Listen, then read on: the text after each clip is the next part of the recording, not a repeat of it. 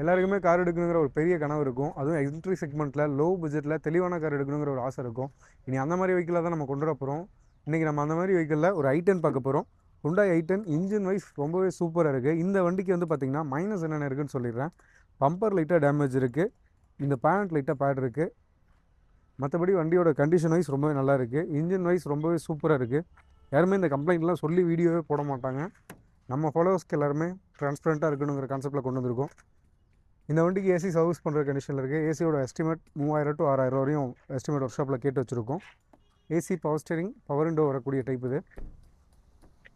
ரியர்லையும் பாருங்கள் power Windows வந்துடும். Interior wise நல்லா இருக்குது.